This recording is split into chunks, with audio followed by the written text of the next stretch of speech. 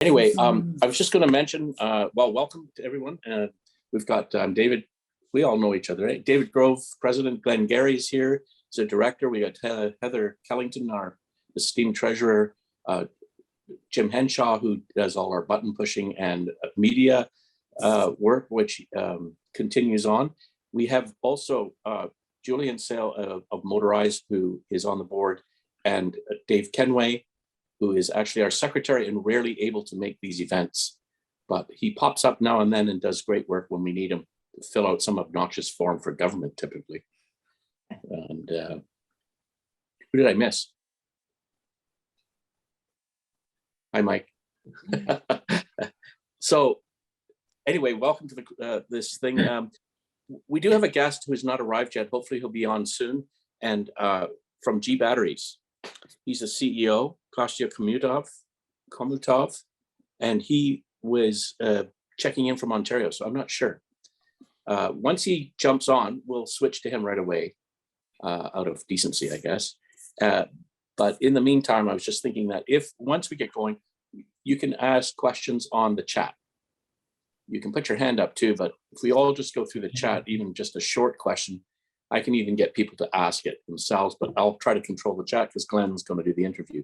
We also have today a report from Mr. Gary on his recent jaunt about the countryside. You see a picture in his back rig that he pulled on an absolutely fantastic trip with his wife Maureen. And I haven't heard a lot yet, but I'm really looking. I've heard a few stories. It sounds fabulous.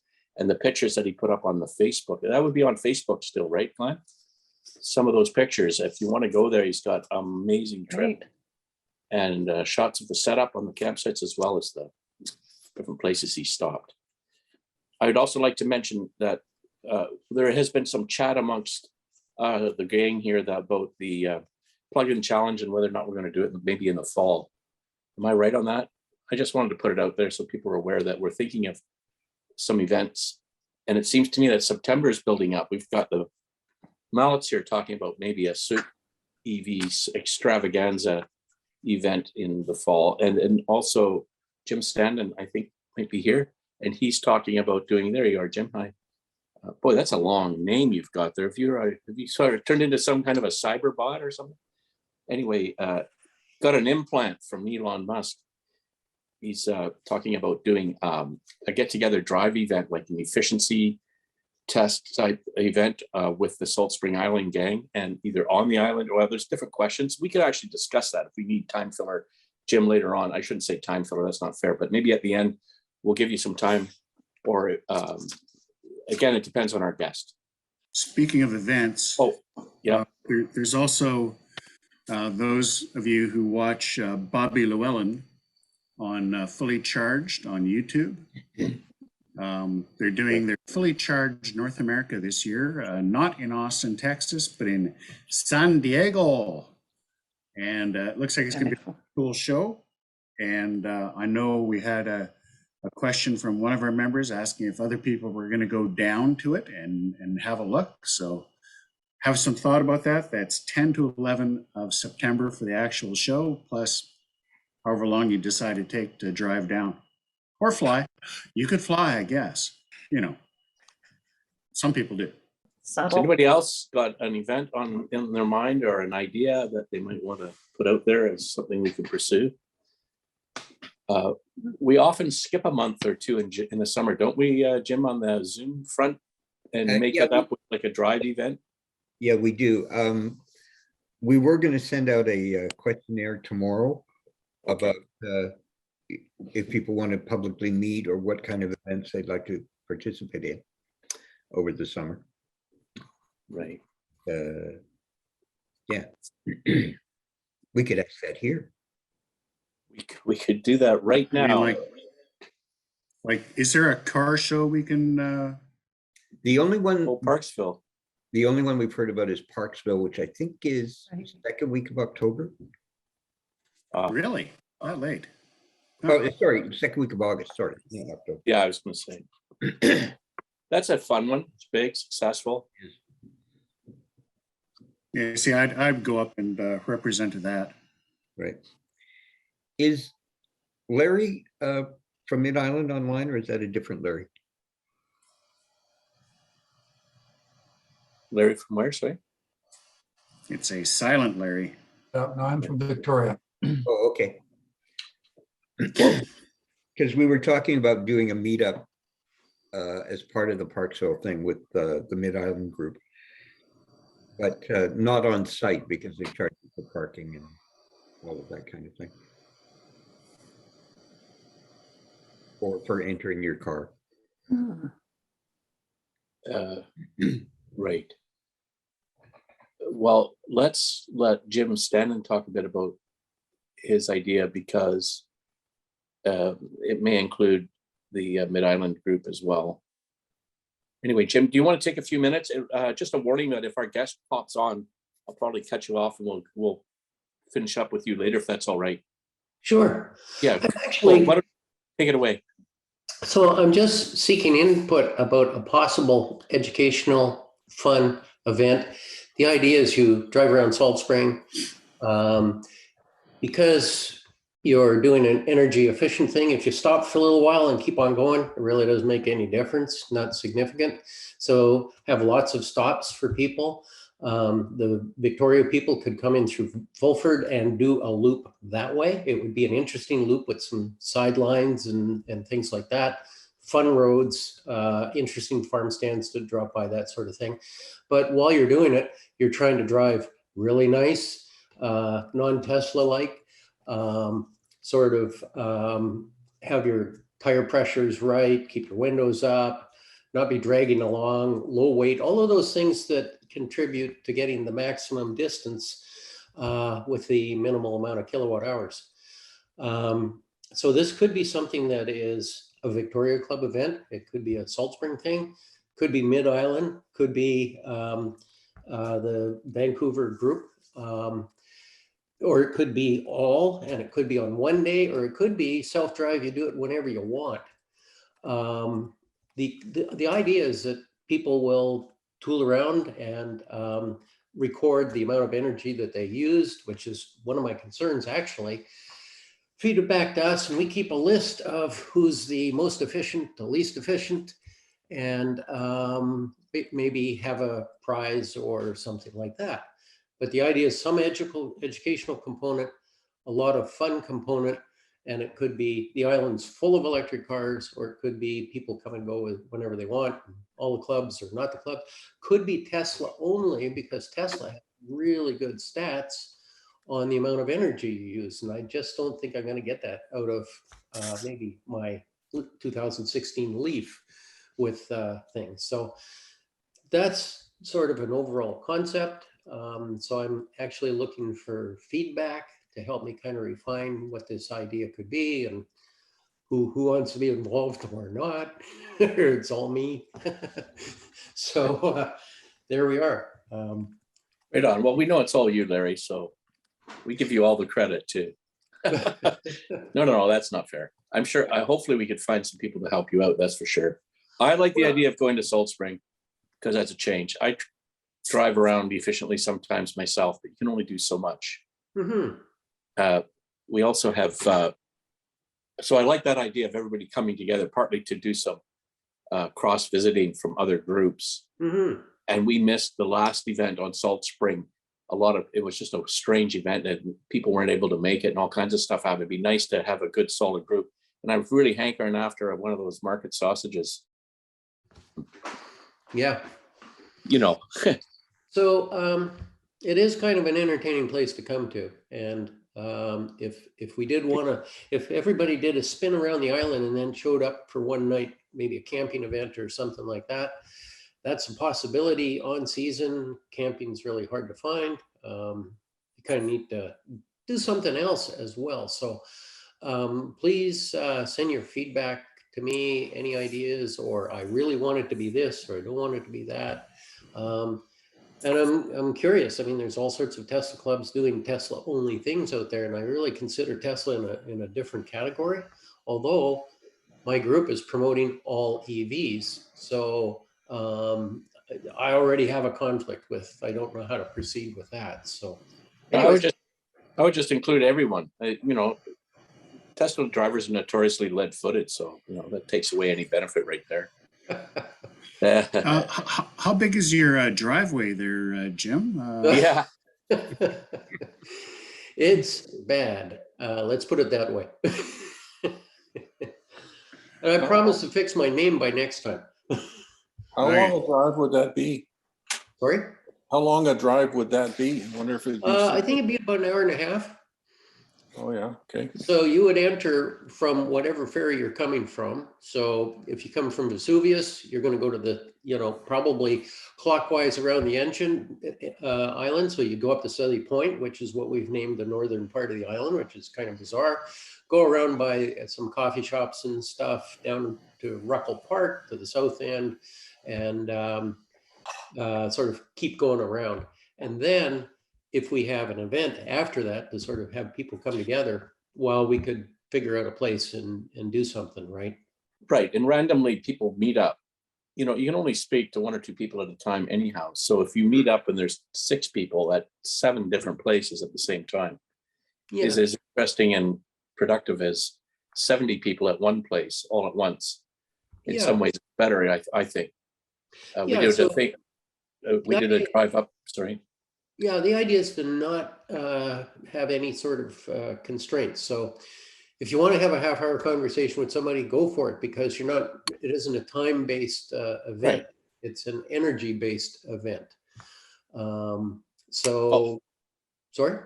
Yeah, I drive my EV a lot, and that's interesting, but I enjoy meeting people. That's the part I look forward to, and the ice cream and the sausages. But aside from that, and the coffee. Yeah. But the driving itself is what it is, right? So we can the more opportunities to bump into numerous people, the better. So I think it's not a problem, unless, of course, 500 people showed up, would be something that's limited by the ferry capacity, I guess. And it wouldn't have to be doesn't have to be a timed race. It could be a route that people follow. If they can't do it Saturday, maybe they can do it on a Sunday or on a Tuesday. That's right. And they just record their response and the information comes in. But if there's a targeted day where everything happens and goes down, then that's that. Yeah, okay. That's how I see it working in my perspective. But it's just, I think it's easier to promote then too. Carol. Yeah. Do you think it could be part of the rally and maybe have several parts to it, where one is on Salt Spring, one is Mid-Island, one's here, and one's Vancouver? Yeah. And we could choose, I like the notion of having it over days and days, because, if you couldn't spend a whole day doing this, then you could do several parts of days. It's true. For sure. I can't drive like that for more than a couple hours. I don't believe you.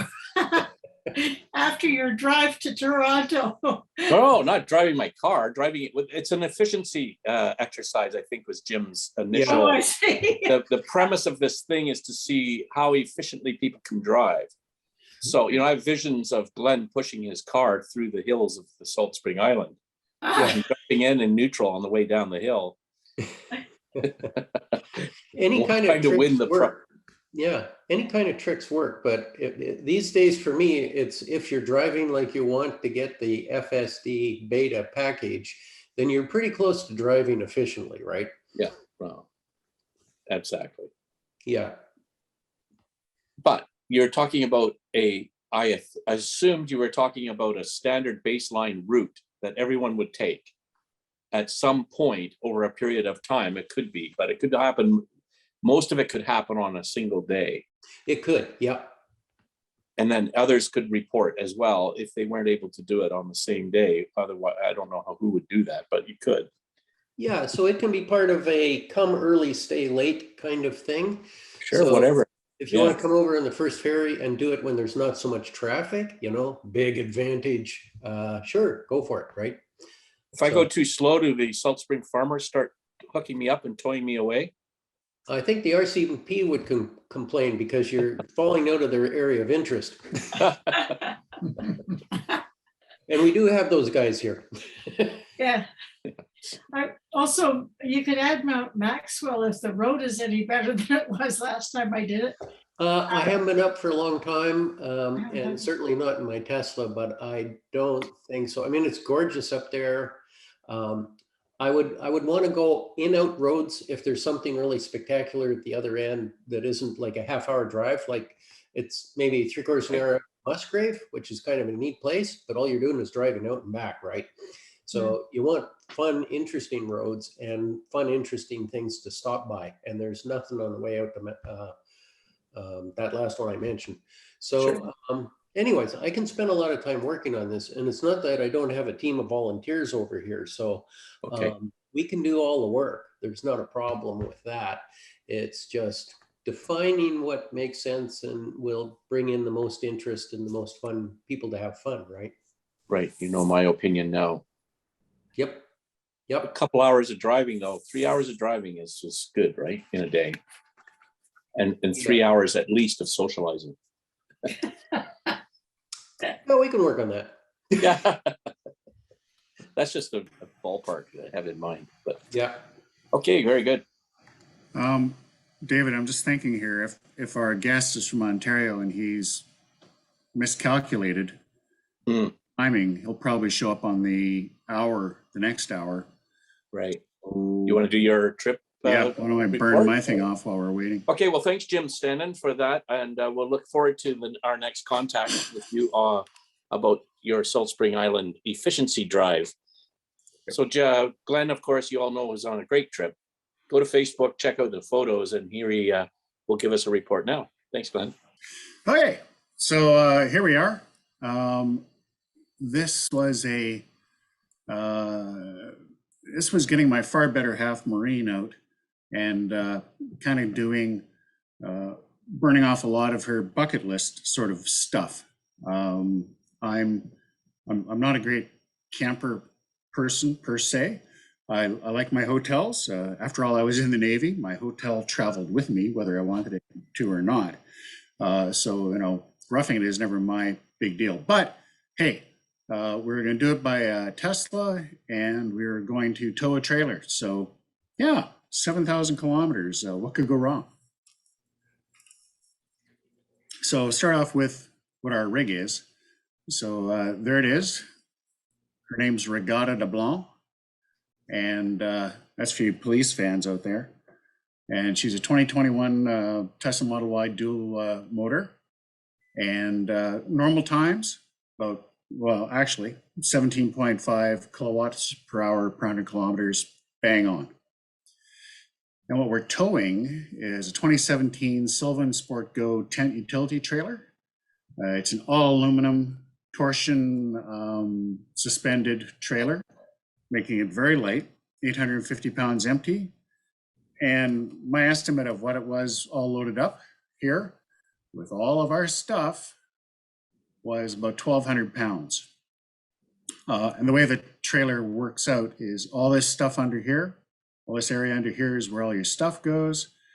And then the tent portion is all up in this plastic clamshell cap at the top.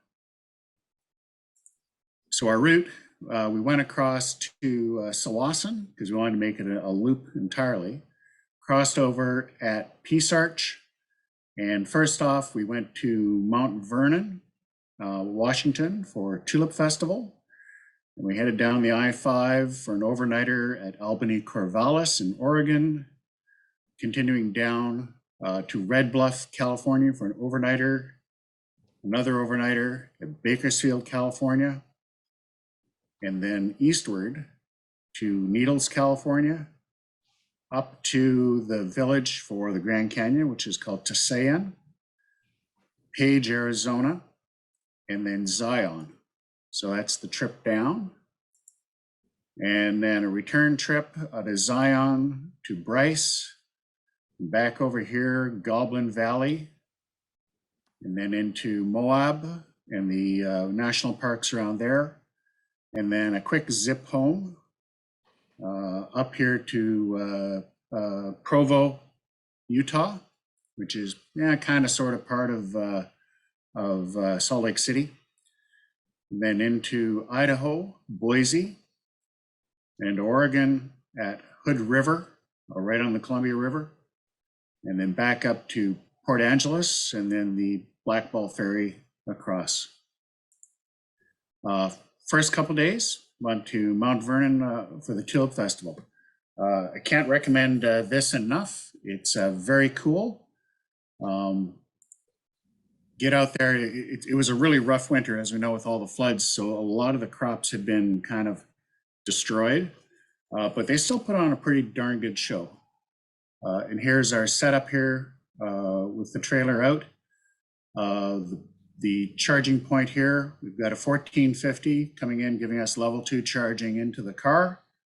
And then we also have a 16 amp, or actually it was a 20 amp outlet going into our trailer for a little heater we had. And considering it got down to 0, that was needed. We then did, after doing that for a couple nights, we headed down for a couple quick zips, Albany, Corvallis up here in the top. We got our chance to stop at Tesla Superchargers for the first time. I hadn't supercharged this vehicle as yet. And there are very few places where you can get a supercharger where you can just pull in with a trailer. We got very good at dropping the trailer, about 45 seconds to a minute to take it off, back in, and then another minute to put it back on. As you head down the I-5, lots of cool views. This is Mount Shasta in Northern California. This is the Kettleman, the famous Kettleman supercharger location in California. This one here, it's got all solar panel coverings for the charging. That covers, I think, 44 chargers running between 150 kilowatt to 250 kilowatt. And then just 100 yards away, when we were there, it was a gravel parking lot, but it had 55 more chargers in it that kind of went from 150 to 350. And a few of those were ones that were intended for a car and a trailer to pull up to and charge at. So that was really cool. 95 chargers, superchargers in one site. So that was pretty amazing. And then from there, we went down to a municipal campground here in Bakersfield on this large pond, small lake. Yeah. And this is kind of like the first night where we were warm. It was kind of like 23 degrees Celsius. We went eastward, did a stop in Needles, California. The wind that had been coming in from the west for a couple days moved around to behind us, so we kind of got blown eastward. Stopping in Needles at a KOA with a pool. It was 38 degrees Celsius and 25 knots of wind. So it kind of kept you cool, although you were still pretty hot. We then went the next day down historic Route 66 through Kingman, Arizona, and then up into Tusayan Village. And we then spent 2 days in the Grand Canyon, walking the rim and a little bit of hiking inside. Here you see my far better half dangling her feet a few thousand feet above the Grand Canyon. And way down here somewhere, you can almost see part of the Colorado River. This is all on the south side of the Grand Canyon. We then repositioned towards Page, Arizona. And on the way there, we did a stop on the eastern rim of the canyon. And then we also went to Desert Tower. Very cool place. We then went into Page, Arizona, very northern part of Arizona. And it's a very cool spot. There's a lot of really neat things to do there. Very dry, of course, with a lot of red rock.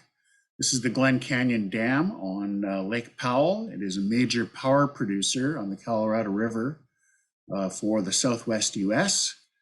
Here you see Lake Powell as it was that day, and the water is supposed to be up here, but it hasn't been up there for many years. So all these people have these houseboats huge houseboats, 80, 90-foot houseboats. And there's less and less lake to actually drive them around on. It's almost comical. But the water flows through the Glen Canyon Dam, producing electricity. There's a bridge that was built to build the dam, and its bridge deck is 700 feet above the Colorado River. And then just a few miles downstream from that is this Horseshoe Bend in Page, Arizona, which is kind of a famous photo. Two other places to see in the area are the upper and lower Antelope Canyon. And these are canyons cut through the sandstone with wind and water over many hundreds, thousands of years. And they are phenomenal. The light coming down through them catches all sorts of interesting light, and it's just otherworldly. From there, we did a move to Zion, and on the way there, Zion, Utah, just going down Highway 19. That's a place off the side of the road. These are called sand caves, and they're not a park or anything. And it's kind of sketchy getting into them, but once you're into it, it's like 50 meters of cave with several. It's like a gallery, several holes out to the daylight. Very cool area. And then went to a state park. This is Pink Coral Sand Park. A lot of people take their dune buggies out here and stuff, and there are 200, 300 foot tall sand dunes out there, which you can march up, get to the top, say you got there, and then try not to fall on your face as you go down the steep side on the other side. Also on the way there, there's this tunnel that's been cut out of the rock beneath Highway 19, and it's mainly for flash floods on it was a dry stream bed when we were there, but it's called Belly of the Dragon. You kind of see why it is that way. It's about 100 yards long. Once there, we got into Zion. You can't camp in the park per se, and you can't really park in the park per se, but just outside there's a town built to support it, and the name of that is escaping me now, but nice place anyway. It being a national park, they set up shuttles and stuff, so you park outside the park, and then every 10 minutes is a shuttle. This is the view from the shuttle stop, just looking across the street. And then you take the shuttle into the park, and then you do the many hikes that are in there. It's still pretty dry and arid, so lots of cactus in the area. We did a couple hikes. This is the Emerald Falls, or Emerald Ponds hike. There are 3 emerald ponds. And it was kind of rough in a lot of places, and you're surprised how many people are on it. Oh yeah, that's something I should say too. We're early in the year, so we weren't finding a whole lot of difficulty with crowds. Zion was still pretty crowded. Going up here to the Narrows, people get themselves, the water is like, I don't know, 12 degrees Celsius, and people are walking up in hip waders up into the river to do this. But this is called the Narrows. It's a very popular hike, but getting there, I felt like one of the gold miners going through the passes in the 1800s. It was basically a line of ants. Yeah, it was the only place that was really crowded though. I also, because we were camping, we were doing most of our cooking in the site. And I thought I'd been brilliant. Hey, look, I've got some onions, I got some garlic, I got some red peppers and stuff, and got some eggs and green onions.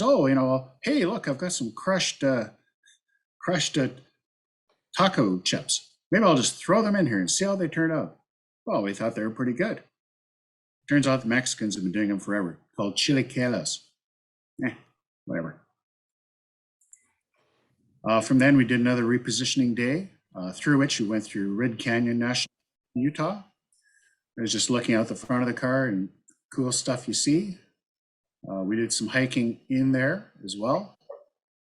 And you see a lot of trees in the area. They're all spiralized, just standing up in the wind continually coming at them. And they grow in this spiral through their life. From there, we ended up in Bryce Canyon National Park. And best way to do this is, again, it's a national park. You generally stay outside, and the best way to get around is by shuttle. So you take an early morning shuttle out to the eastern end of the rim of the park, and then you hike back along the rim. So you get the kind of the sun at your back, and you get these gorgeous views of the hoodoos down inside the park. And then you descend into under the rim. This is a hike called Wall Street, and it's 150 meters down over about, I'd say, a less than 30-meter run. It is steep. So something like 20 switchbacks getting down. And it's a whole lot more fun going down than the people who were coming the other way, who had already done 4 or 5 kilometers of hiking. And then they looked at this and, oh my God, I have to go up that. We got some good advice. We went down this first. These hoodoos are pretty large. There's marine offering scale to all this. And on most of these hikes, we took our lunch with us. So we'd sit there and have a quiet lunch overlooking fantastic views. This being Utah as well, I always like to try the beers of wherever I'm at, as the locals would. And here's one called Polygamy Porter. And this is a beer company with a sense of humor, because on the back it says, why have just one? And take a pack home for the wives. Funny. From there, we went into Goblin Valley State Park. If you're in the States and you're doing national parks, there's like an $80 national park pass, and it gets into every national park anywhere in the country for the year. The state parks generally charge you $10 or $15 each, and there's no unique one for that. So each park you go into, you got to pay for that. But here you have a different sort of a hoodoo and a more modeled sort of ice cream melting look to the hoodoos. And you also see a lot of the backgrounds are different colors, red and green in it. And if anybody remembers the Tim Allen movie, Galaxy Quest, where they have the fight with the rock critter, they filmed that here in Goblin Valley. Glenn went on a trip down to the U.S. parks. Oh. So he's giving a slideshow of his, so they have a little trailer. Meeting, eh? Yeah. Hi, Don. Hi, Don. You can maybe mute yourself. Thanks. Oh, I'm sorry. I'm sorry. Yeah, you mute myself. And from there, we ended up in Moab, Utah. There's a couple of different places to go winter in Moab, and we had our full setup here.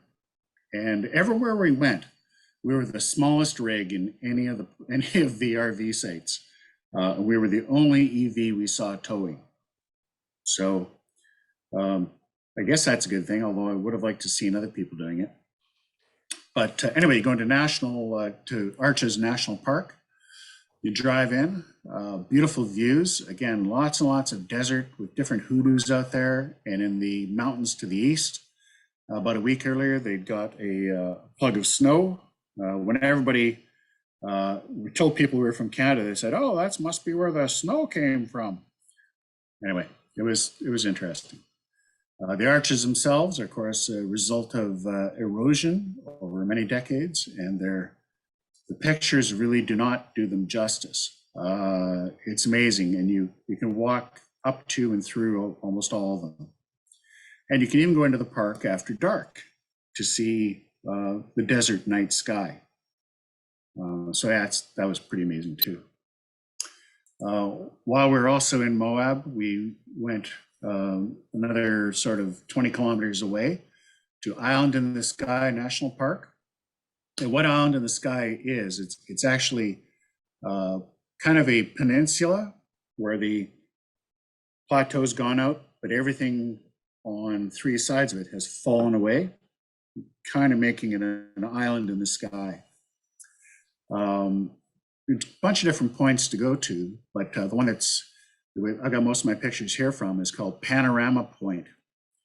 And you get out and you look out, and there's a 240-degree view. And everything drops down about 1,500 feet, goes out, drops down another 1,500 feet into some of the other gorges, and it goes out and out for 20 kilometers all around you. I got very tired saying wow all the time. I'll just give you kind of a feel here. So here's one of the pictures from the point. You kind of look out, it goes down 1,500 feet, and then there's this other part here, this other sunken bit. Well, that's it here. And if you look here, there's just a tiny top crust, the top sort of crust that's resisting erosion. That's 200 feet thick. And somewhere down there is the Snake River. Yeah, just wild views. Again, I'm using marine for scale. Here's a cliff. Here's her on top. So yeah, and beautiful skies that whole trip. It was really, really nice. Highly recommended. We then had to start getting home because we'd been gone at that point about 18, 19 days. So we started heading up through Utah. This is near Green River. I have no idea why, but somebody had taken a bunch of sea cans, painted them white, and stacked them up. Whatever, I don't know. Near Provo, these are the mountains next to our KOA campsite, which Maureen quite loved because it had, first time she'd seen a screen in that many days. But then we then headed north through Idaho, and these are the mountains in the northern part of it. Renewable energy, went by a few big solar farms. This is near Mountain Home, Idaho, and that shows up on the map. Oregon, punching through to Oregon. This was kind of a neat spot. Princeton, Oregon, I think. Stopped for a charge, jolts and juice. Thought that was kind of cool. Lots more wind energy created in Oregon. We then went up as we headed down the Columbia River. You see Mount Hood, beautiful Mount Hood. You get to, if you stay on the southern part of the Columbia in Oregon, you get to Rowena Crest. So this is at the top of it, there's a viewing area. It's 1,000 feet above the Columbia River. It's always blowing a gale up there, either upriver or downriver. And a lot of car companies like using the route up on Rowena Crest as part of their media campaigns, because there's this kind of a rough rock wall that they like to pose the car next to, and then it's a vista with water in the background. And then we stayed in Hood River, and here's one of the many bridges crossing the Columbia and over into Oregon. Into Washington State. And then we continued up the I-5 briefly and took a left up the Hood Canal to Port Angeles, which is, considering it's only like 20 miles away from us, people should go see more often. It's kind of a neat little town. And then back home.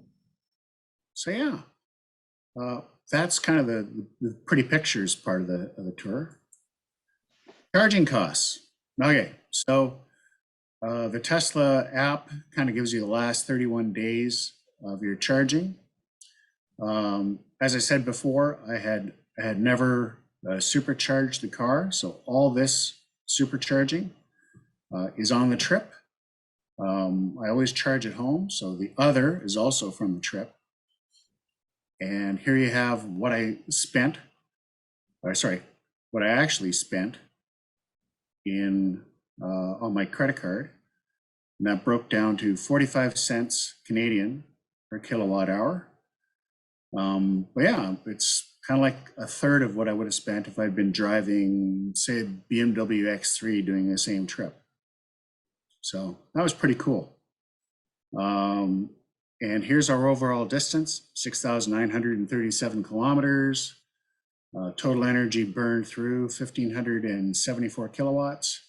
Remember I said before when we started the trip, the Model Y itself was 17.5 kilowatts per 100 kilometers. So the average energy ended up being expended was 22.7 watt hours per 100 or kilowatts per 100 kilometers. And that is going uphill, downhill, into the wind, out of the wind, being pushed by the wind, 90 kilometers an hour up to 120 kilometers an hour.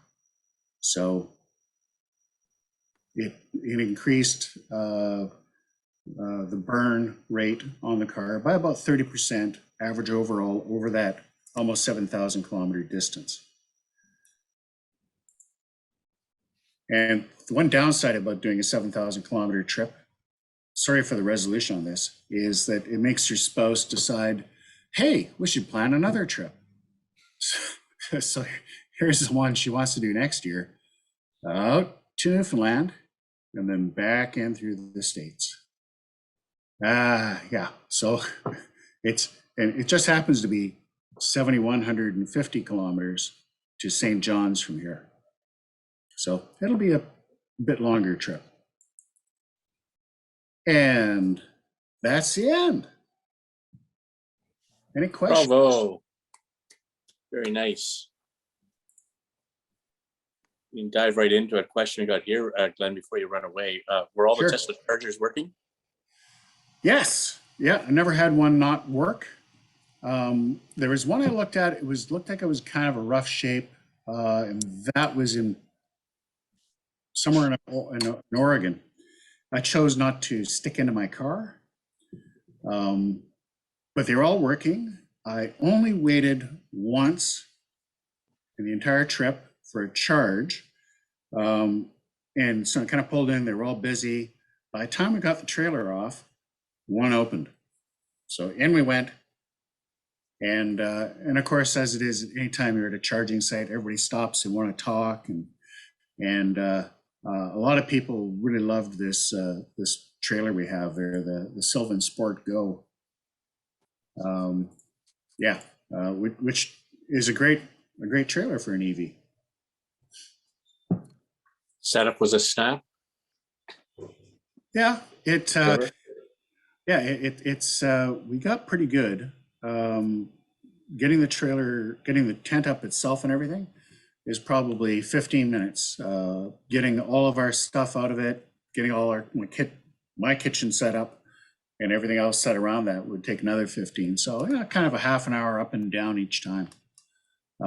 We're looking, so on our transit days, we would, drive somewhere like 550 or 600 kilometers a day, stop, do an overnighter, then carry on the next day. And that gets old pretty quick.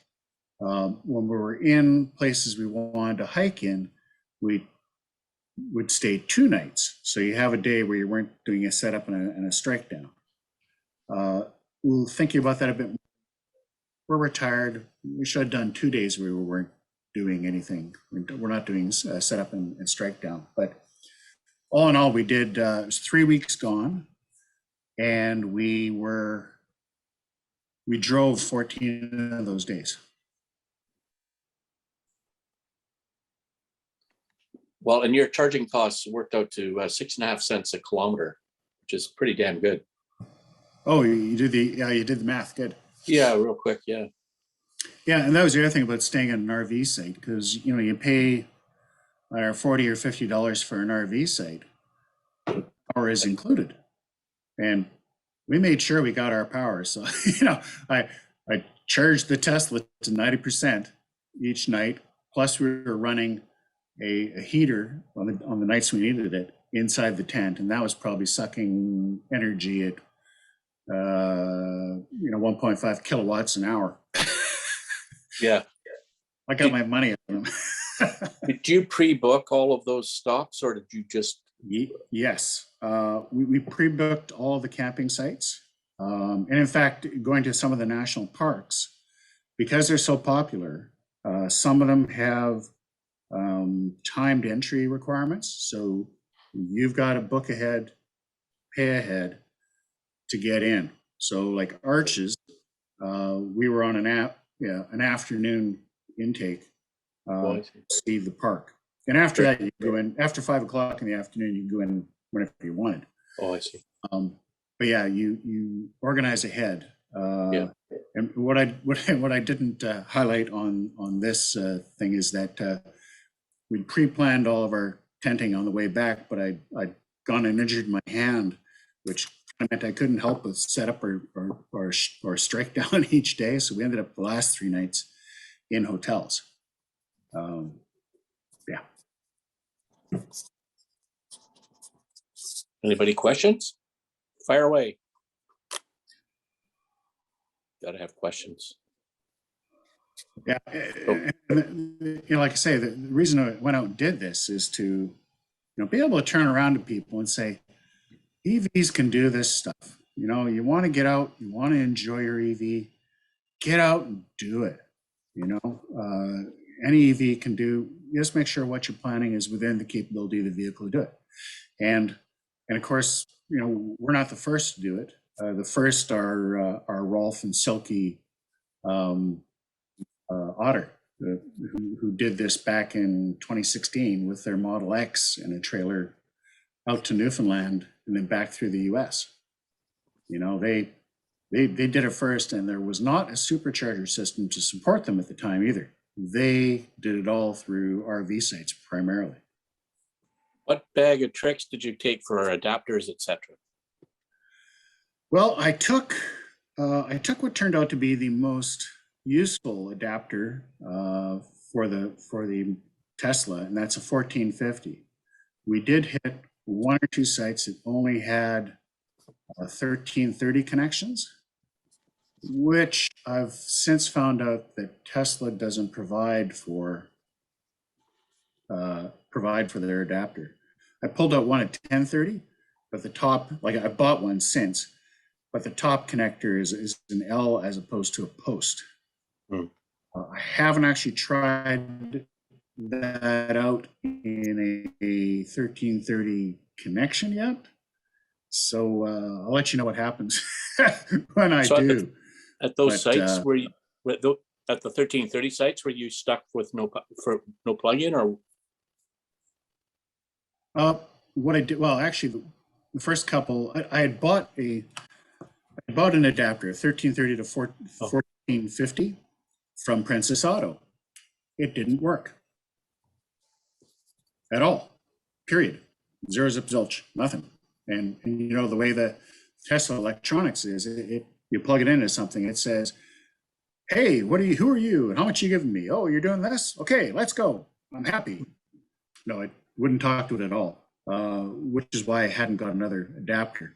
The one time I had that problem, explained it to the site operator, and they were kind enough to give us a site that had a 1450 connection.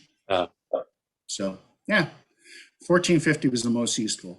Right. But it also, when you're contacting an RV site, ask them the skill testing questions. And sometimes the staff have the right answer. Sometimes they'll just say something, oh, it's full hookup. Okay, well, that means different things to different people. So, yeah. You're home safe with a torn hand. Yep. Thank you very much, Glenn. Yes. Great thank you. presentation. Is there a local dealer for that tent trailer? I think there's one in the Okanagan. But they're made in North Carolina, I think. They retail in the high teens new. My far better half Marine found this one in Park Coquitlam, 4.5 years old, and we got it for under half price. So, and that's typical for RVs and stuff. People buy them, they use them for a couple of years, and then they don't use them for a couple of years, and then they sell them off. So, yeah, Sylvan, Sylvan, sportgo.com. Thank you. Thanks very much, Glenn. That's awesome. It looks like our guest, Kostya Khomutov, is coming online right about now. If he can unmute and we can say hello here.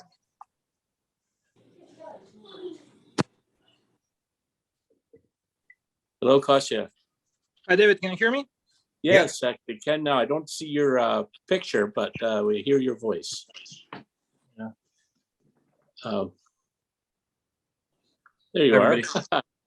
Hello and Um, welcome to the Victoria Electric Vehicle Association Zoom chat here. We just finished a bit of a travelogue with a fellow, took a trailer around the Pacific Northwest and got back. So we're happy to have you on board here.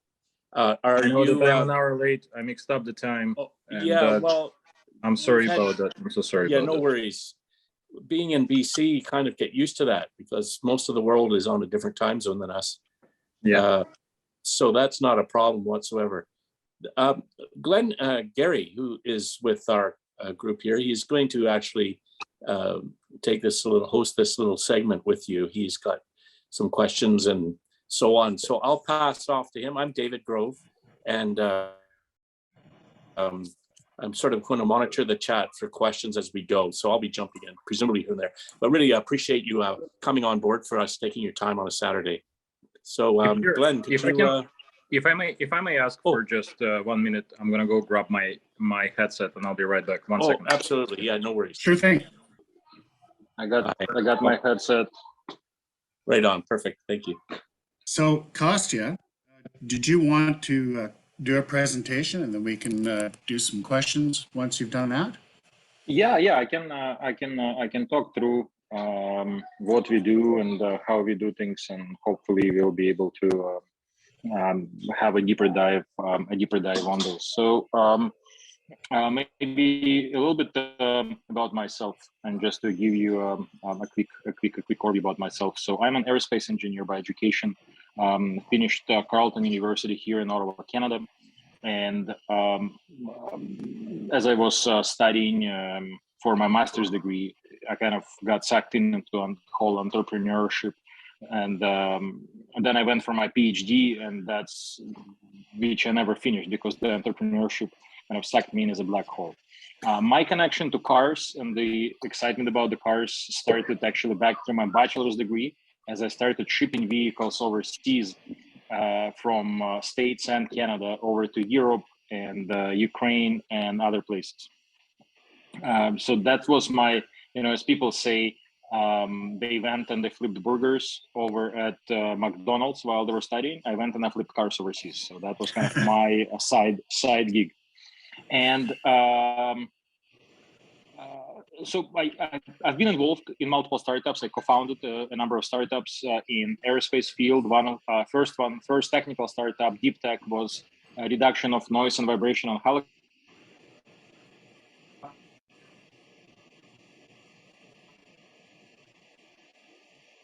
Copters. was involved.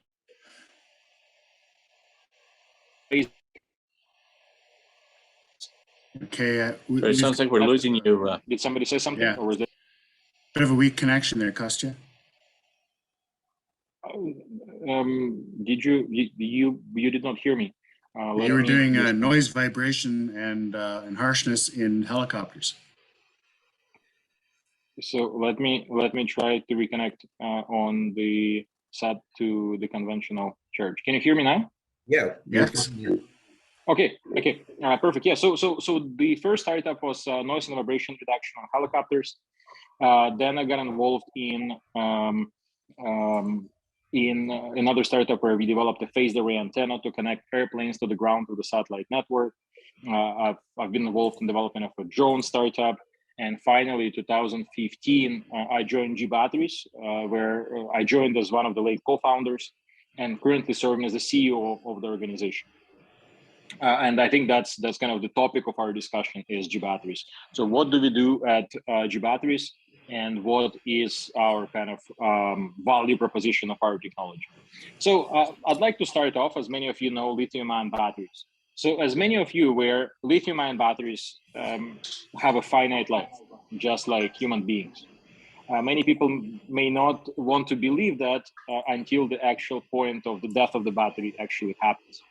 And if you do not take good care of ourselves, perhaps the life expectancy of ourselves is shorter. Same thing with lithium-ion batteries. So the faster we charge the lithium-ion battery, the faster it dies. Conventionally, probably any lithium-ion battery that you take, the mainstream ones, Tesla ones, that you charge from 0 to 100%, it would last you for about 500 cycles. When you try to charge that battery faster, you're probably going to cut that life in half, maybe even more. What we've developed at Gbatteries is we developed an adaptive pulse charging algorithm that enables us to charge batteries much faster without compromising that life. And we have demonstrated successfully an ability to charge out of the lab a commercial grade scooter within 10 minutes. And without compromising the life. What's also very important is that when you charge lithium-ion batteries fast, they increase not only or decrease the life, they also increase the temperature, and everything is interconnected. So what happens when you charge batteries super fast, the ions inside of the battery starting to flow from one end to another, from cathode to anode. And the faster we charge, the faster the ions are starting to flow. As the ions are starting to flow faster, they're starting to create traffic on the inside of the battery cell. So imagine a room full of people and you ask everyone to run through the same door all at the same time. We're going to create congestion. We're going to break the door. We're going to crush ourselves. That's how ions feeling on the inside. As that traffic of ions is starting to accumulate, we're starting to increase internal resistance of the battery. As internal resistance of the battery is starting to increase, we're starting to increase temperature. As we increase temperature, we're starting to accelerate the reversible chemical reactions inside of the battery cell. And those reversible chemical reactions, it's a decomposition of electrolyte at higher temperature. It is growth of solid electrolyte interface within the battery cell. And it's plating, ultimately thermal runaway, and many other irreversible side reactions that you cannot reverse back. Yeah, dendrite. So with dendrite formation for lithium metal batteries, absolutely.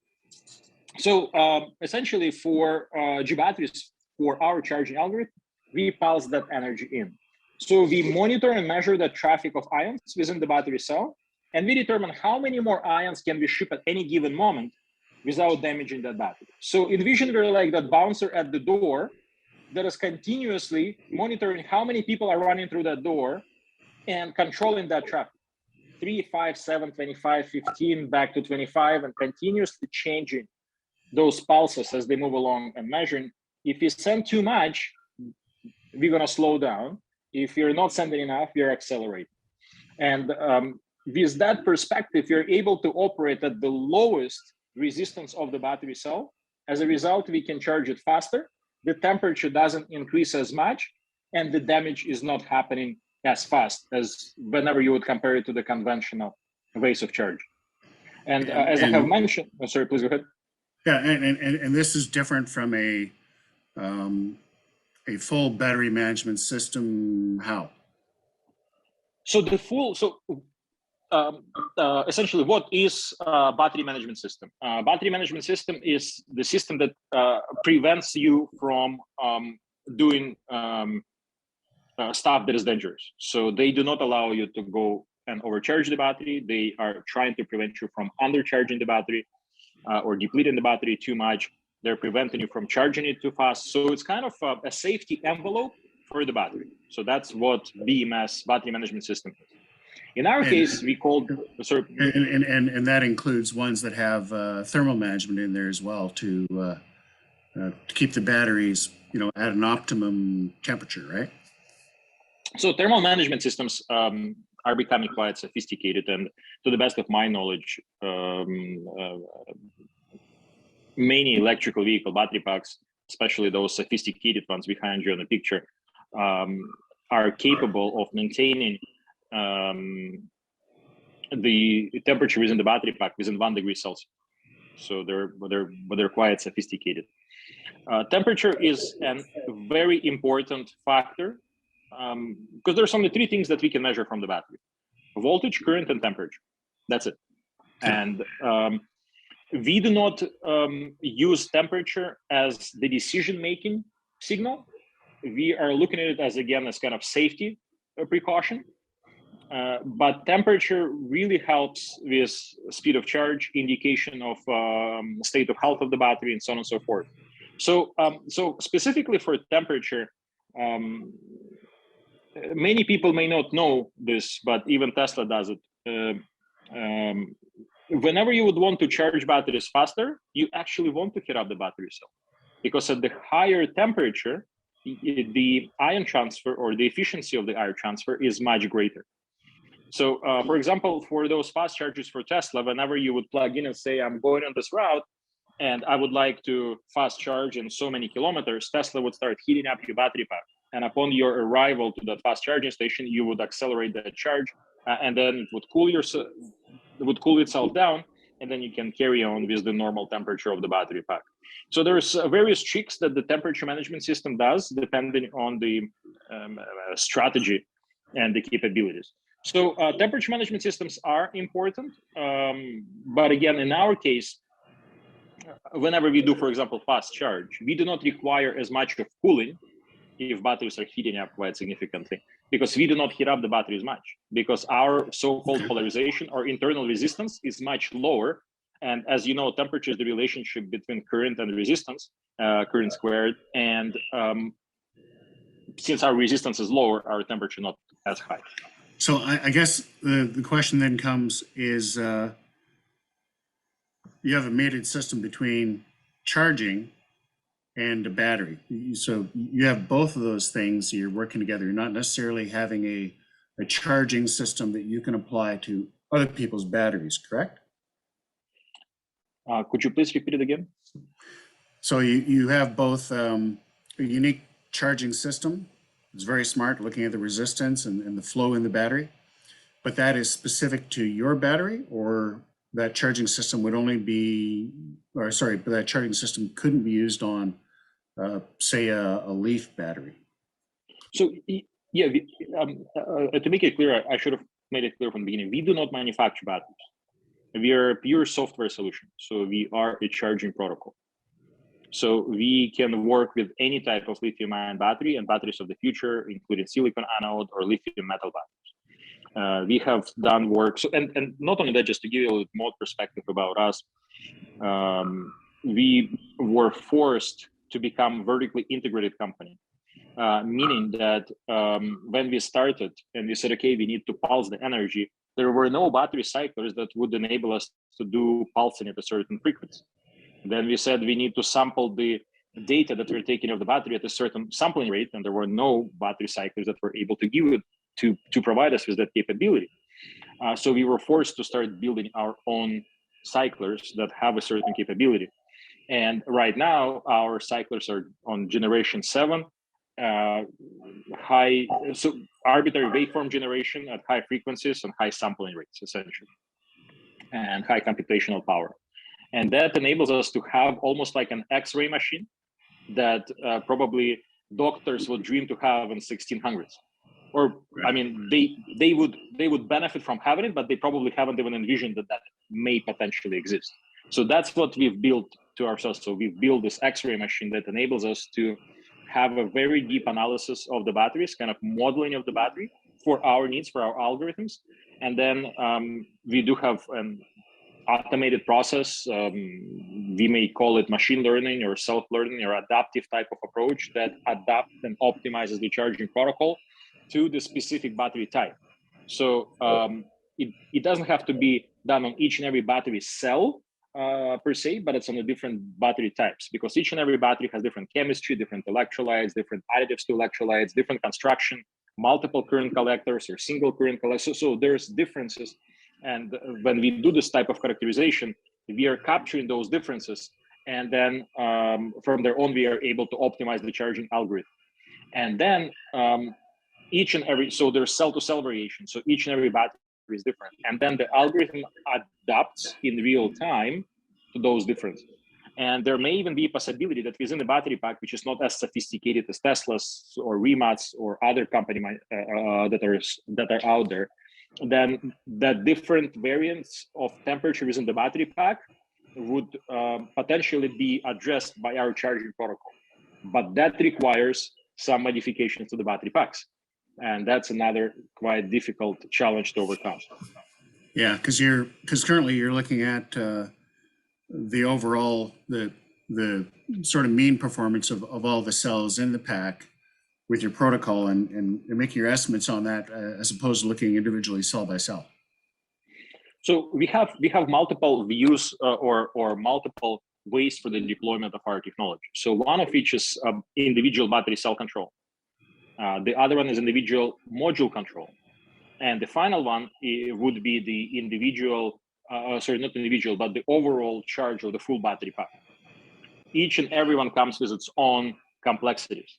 When we started our journey, and I remember back in 2017 when we were meeting with all car companies, and we presented our data, and we said we would love to have an individual battery cell control. They all send us back home. They said, okay, who are you again? The claims are too bold, too good to be true sounding claims. And you're a startup and you're asking us to change the way how the battery pack is built. No way, it's not going to happen. So go prototype it, do it, and then come back to us. And we're still on our path of getting there. Right. So that's from individual battery cell control. It is feasible. It is doable.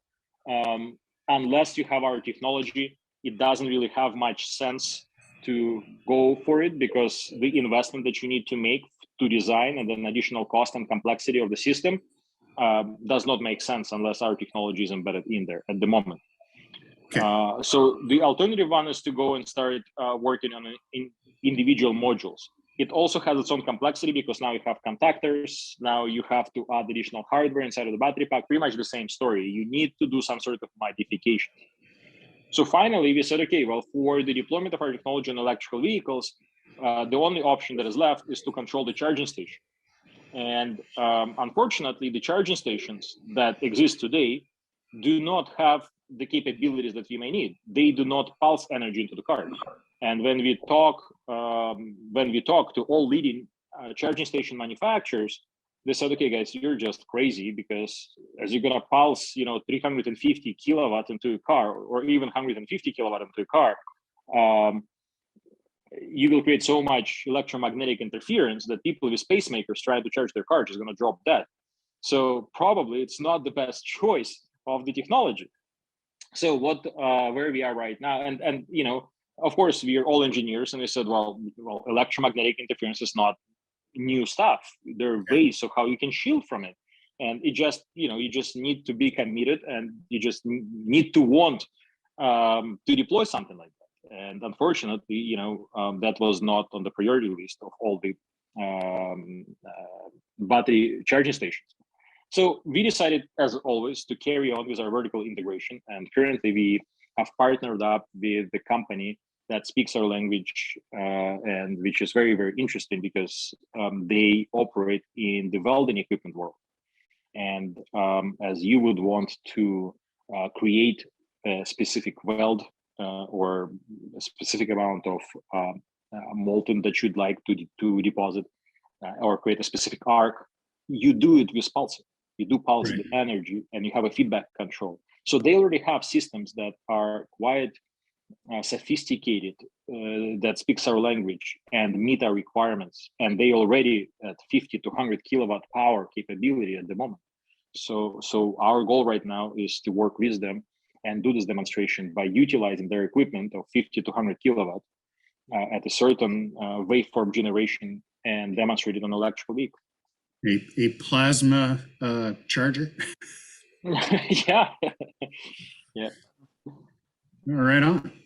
Okay, yeah. So you guys are primarily software based with your protocol, and now you're moving into I shouldn't say reinventing, because iterating on charging systems. Is that correct? Yes, that's correct. Cool. No, that sounds fascinating. David, do we have any questions? Yeah, Don's got some questions. Don, maybe you want to ask this direct because you looks like you've got about 3 or 4 different elements to your questions here. Oh. Keep it focused, Don. Yeah. No, Short and sweet. I'm trying to understand how it works. So is this a separate unit and does it work with level 2 charges as well as level 3 charges? That is AC versus DC. Also, does it identify the type of car? You have to have one for each. Like I have a Leaf. If I had a unit, would it be just designed for my Leaf, or could I say plug in a friend's Kona in the unit or a friend's Tesla in it? And the other thing I'm wondering about is this a separate unit that you plug the charger, my existing home charger or fast charger, level 3 charger, into your unit, and then you plug your unit into the car? Or how does that work? Or is it something that you download as software onto the car? Yeah. So yeah, great question. So of course, number one is that the car needs to allow you to do what you want to do with it. So because there's BMS that is essentially a safety component of the car, and that BMS would dictate how the charging station should operate. So we definitely need to be on board of the cars that would be utilizing this type of charging infrastructure. That's number one.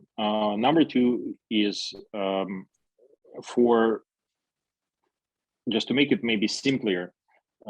If we want to achieve as fast as it takes to fill up a tank of gas, we do need to create a certain waveforms when we charge the batteries. So essentially, we need to pulse charge.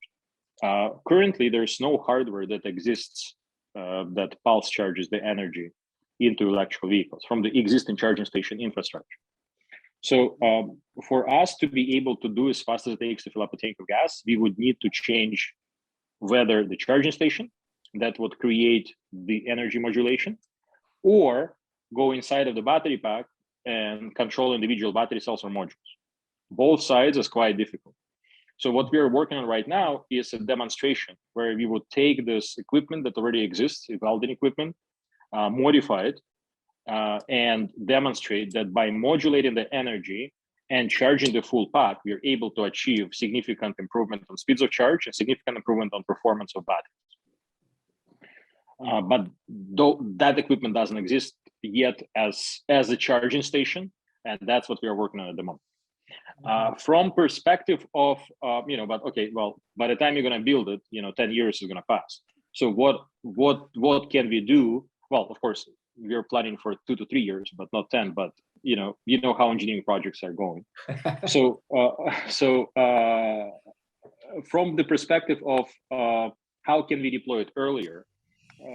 Same story. We need to be deployed on top of the BMS inside of the car, and even existing infrastructure is capable of stopping the charge and starting the charge.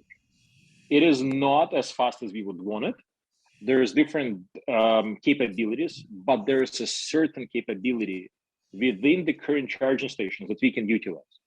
And currently, what we were able to demonstrate inside of the lab, an ability to accelerate the rate of charge by a factor of 2, maybe 1.5, depending on the batteries, depending on the energy density, depending on the capability of the power.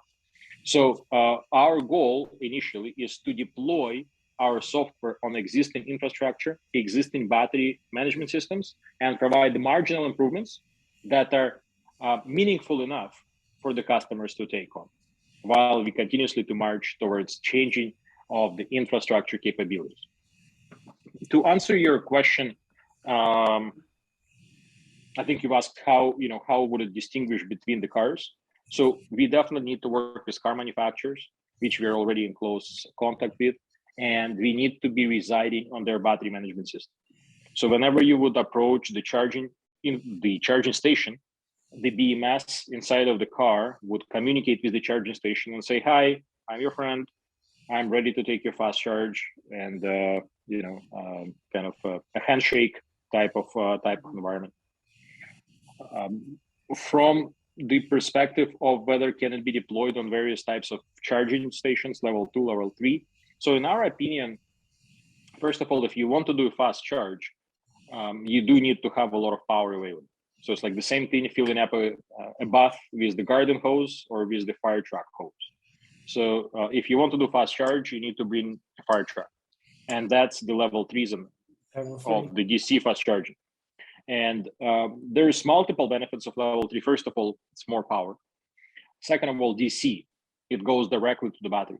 You're bypassing onboard chargers. And if you do want to modulate that energy from the charging station, it will get filtered out by the onboard charger if you're doing it on level 1 or level 2. So unless we embed it into a charger, onto the onboard charger, there's not much point at the lower rates of AC charging.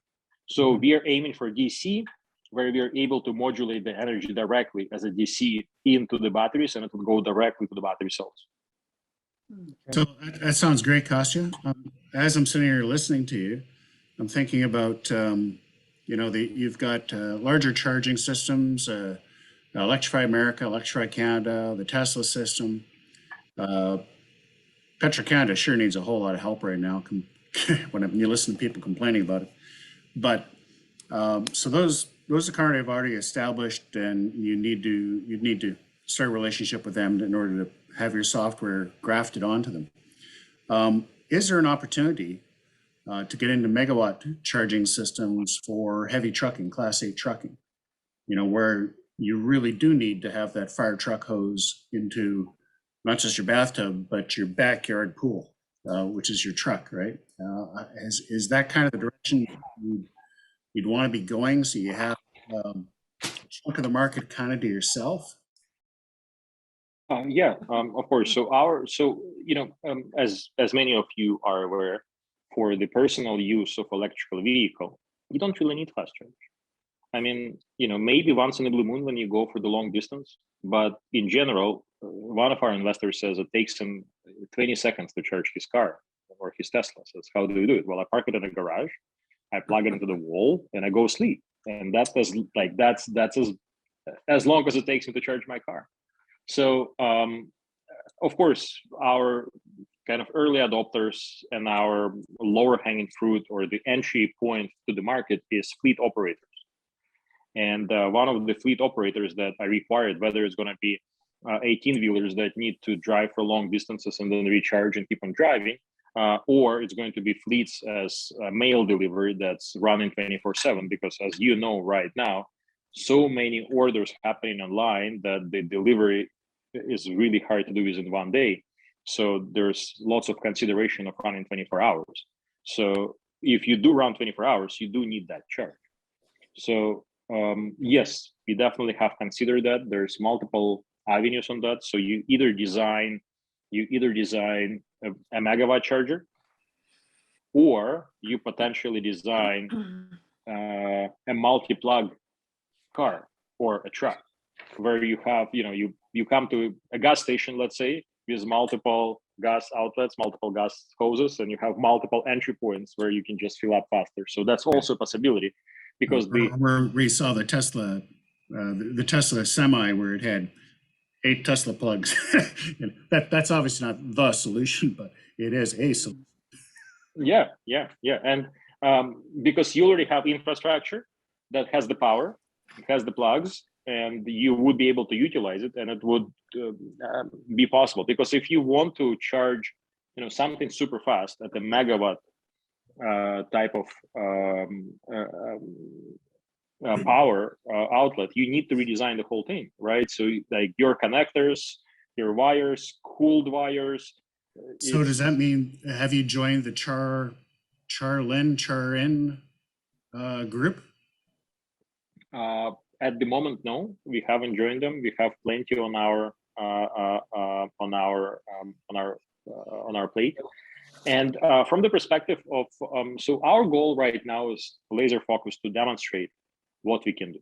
Once we demonstrate it, then we can join the forces and talk about what's needed to happen. And right now, with our approach, we are not crossing any safety zones, right? Like if there is a certain protocol that is charging, it's already provided sufficient amount of power, and we're not asking for anything more. So we're using what we have. You're just using it in a smarter way. Exactly. So think of this, from the perspective of let's go back to mid of 1800s. The first internal combustion engine has been commercialized. Fantastic design. So for 100 years, all engineers are working on better metal alloys, on better compression ratios, improving, innovating, changing the size of cylinders and pistons and whatever, and just improving. Then carburetor, how do you improve that? And then 1950s, I think 1957, the first commercial injector system comes out, computer-based. And all of a sudden, not to say that engineers didn't do a great job, but all of a sudden we've got like a multi-fold improvement on the performance of the engine, fuel consumption, speed, and so on and so forth. And very similar, you can think of this about the batteries. So for the last 30 years, chemists been working on chemical composition of lithium-ion batteries. And right from 1991, we have observed significant improvement. So 1991, the first commercial Sony battery comes out, and then year after year, it's like 100% improvement, 200% improvement, just like huge steps into the improvement. And within the last 3 to 4 years, we're plateauing on that improvement. We're about 3-4% per year that we're improving on the performance of the batteries. We are really slowing it down. And this is where we're coming in with the brains, that computerized injector system that enables us to add the smarts and multifold improve the current already sophisticated chemical energy storage components batteries. I think the analogy might be that you can water your backyard by throwing your garden hose out and letting it run, and eventually the whole backyard will be wet. But if you put a sprinkler out there that's intermittently and spreading it out evenly, you'll get it watered a whole lot better. Yeah, absolutely. Right on. So I'm dying to know who else you're working with, but I understand that would be maybe not be the best thing to ask at this stage of your process. Hoping it's with other Canadians, like in Nova Scotia. Hope you're finding a lot of support here in Canada for it.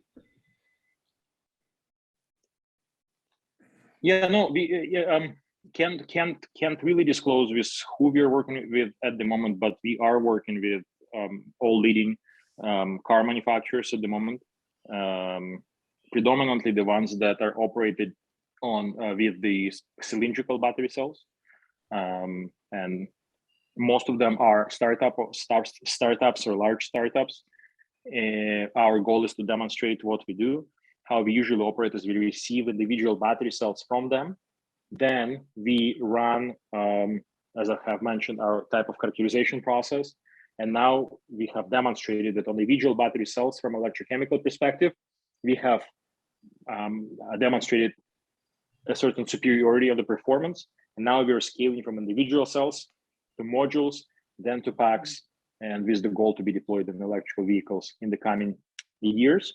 Meanwhile, we understand that cars, decision-making, certifications, it's a long process.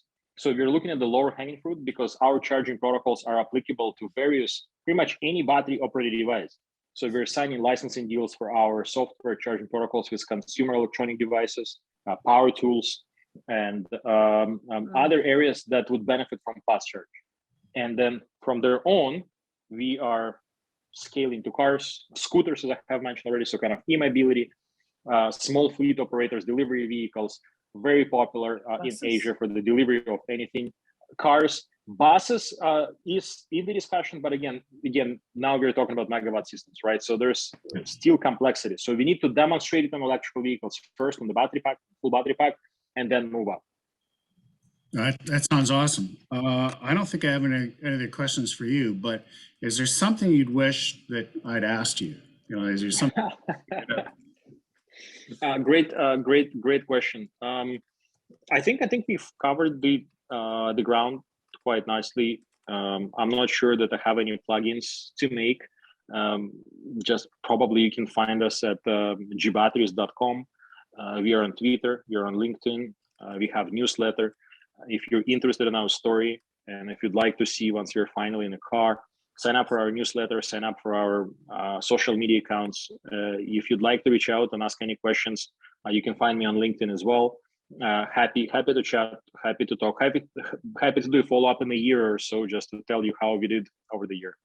Oh, we'd love that. Because we're in this for the long haul. Same here. We've been in it already for 10 years, and the further we go, the brighter it gets. Right on. David? If there's any other, Shelley just mentioned quick that the construction industry with heavy equipment would probably be interested in this too, right? Same kind of thing you're talking about with the megawatt chargers for the 18-wheelers, same kind of application. Just a quick question for me. So you're saying that you charge in a typical situation roughly, this is a real rough thing, roughly twice the speed with half the degradation? Can we say it that simply? For the existing infrastructure, I would say twice the speed, the same life. So we're not damaging the battery. Yeah, gotcha. Okay, good. Just it helps when people inquire, and I often ask questions. It's nice to give simple, sort of non-engineering type responses, but it's a really good to know because that's such a sea change. Thank you very much for your time again, obviously, and I really look forward to next year and the update. Yeah, absolutely. Sorry for running behind again. Thank you so much for your time. And I just deeply apologize for mixing this time zone. Sorry about that. We're just grateful that you're able to make it, and we'll be in touch. Thank you so much. It was a pleasure talking to everybody. I'll talk to you soon. Thank you. Bye-bye. Well, there you go, folks. Wow. Gee, what a likable guy. I'd like to invite him over for coffee some afternoon. And a donut. Donut. He's Ukrainian, potato vodka. Yeah, sounds like he's got the money to buy donuts. Oh, it's so bad. What was I going to say? I think that the follow-up on this kind of technological improvement, it's such a treat. I mean, we come across the odd people here. It's such an amazing thing because this is sort of adds this excitement. I thinking back, 10 years, sort of the beginning of the EV commercialization thing and mass market availability and that excitement, that sort of hard to know where it was going to go for sure, but that feeling deep down that there was something there. I kind of got that feeling today with this because he didn't sound like he was trying to sell some kind of a pipe dream, that's for sure. And these incremental improvements, when they start talking about the changes in the gas world, I had an 83 Toyota station wagon and it had an injection system that did some pretty funky things. Well, they got rid of all that, didn't they? And a friend of mine in Edmonton, in the middle of a winter, -35, stands at his window in his townhouse, pushes a button and his Ford truck, whatever it was, started up, right? It's like, there's been amazing improvements. So it gives us hope. And there's Glenn towing his trailer. Maybe you can get there sooner next time. It's as I was talking to Kostya, I was, because I'm plugged in all day, every day on either video or podcast or whatever to this stuff. And I think he was interviewed by Bobby Llewellyn on Fully Charged podcast sometime in the last month or 6 weeks. Because as he's talking, I'm going, sounds familiar. Clear to me. Well, you're more handsome than Bobby Llewellyn anyway. Oh, have you seen him as a robot? No. Anyway. The thing I was trying to identify there is this something that's a consumer item that the owner of the car buys and installs in their car, or something the manufacturer builds into the car from the start? And it sounds like the latter. Yeah. Custom to each vehicle, and doesn't matter what the charge coming in is, it's the management of the battery flow itself. Yeah, he's talking about the BMS, the battery management system, and being that element. Yeah. Yeah, it sounds like a very interesting discussion of There's another interesting guy. I don't know whether any of you know Mike Schuler or not. But Mike Schuler, I guess about 5-6 years ago, came up with a device that would allow you to plug in 3 or more electric cars. And the device would monitor the state of charge of the electric cars and would control the amount of charge each electric car got based on how much charge it had, so that all of these 3 cars with varying states of charge would be fully charged by 8 hours later. And the car that was mostly charged, that didn't need a lot of charge, wouldn't start charging till later. So you wouldn't have the big peak of charging 3 cars at full power, where one of them would be fully charged after 2 hours, the other after 4 hours, the other after 8 hours. So he figured out a way, and he calls it variable grid is what he calls it. And he's got a patent on it. And there's a number of people that are just starting to come out with these charging systems that share the energy. So rather than you having to put 3 30-amp cables there to charge the car, you can get away with 1 and share the energy. So it's really kind of a brilliant idea. And when you start thinking about the idea, you think to yourself, well, that makes sense. Why didn't somebody think about that sooner? So I think Tesla has that now for, like, they sell multiple units for apartment blocks. And it's my understanding that they had that a year or so ago, where you would have, I think, up to 5 plugins working off of one outlet. Oh, whatchamacallit, ChargePoint has got put in an outlet at Park Royal about 5 years ago. And it was a 30-amp service that went out to two plugs. And if there was one guy there, the person that car got the full 30 amps. If there was 2 cars there, they shared the 30 amps, which means they got like 12 amps. I see, yeah. Park Royal really didn't care how long you sat there plugged in, because they were just doing it to get the lead points. They weren't really interested in dispensing a lot of electricity. Yeah, we interviewed a company that does that, builds those for multiple unit residential buildings. And actually a guy we met at Electrofest a couple of years ago when David, Jim, and I went over. Yep. You remember the name, David? Plugzio? Yeah. Easy, yeah. But his deal was different. Plugzio, Plugs.io, his deal was that what you'd get is his little box. You would take a normal 120 volt socket and you would put his little box on the outside of the socket. And then you'd walk up with your device that you wanted to power, be it a vacuum cleaner or charging your car or a weed whacker or anything you wanted. And you'd plug it in and you wouldn't get any power until you tapped your RFID card on the outside of this little box. And then the power would flow. Yeah, he's got that automated now, and you can do 240 volts as well. Oh, he finally went to 240. Well, it's about time, because he originally was talking about 120 being all you'd ever need. And now he actually realizes that you want 240. Okay. Yeah, and it's automated too for the right circumstance. The only glitch with his system is his monthly network charges, which I think are like $2. This guy made his money coming up with the parking meters in the city of Vancouver, the pay by phone. That's how he made his money, with the pay by phone meters. So that's how he made his money. That's the same thing with the multiple charge point ones. Is they're dirt cheap to get in, but they get you on the backside with the monthly fees. Yeah, and apparently Flow Energy's got a lower monthly fee than ChargePoint does right now. But that was the one. Plugzio looked interesting until I realized his monthly fee was like $2 or $3 or something a month, and all of a sudden it becomes more expensive than if it makes sense. It'd be cheaper for you just to give the energy away. Because if somebody's plugging in on 120 volts, they're getting 1 kilowatt an hour. That's like 11 cents. Yeah. So, why would you bother to meter it? Yeah. Well, that was to satisfy the MERP Strata Council complaints. That's it kind of bridges that problem. Yeah. Where they don't want anybody to plug in anywhere at any time, and they can run a series of 110 better than nothing plugs, and they can control it, and everybody can get billed for their use rather than a flat fee or some such. Yeah. At least that was the emphasis upon which he was working when we spoke to him roughly a year ago. Well, if it was was it Electrofest?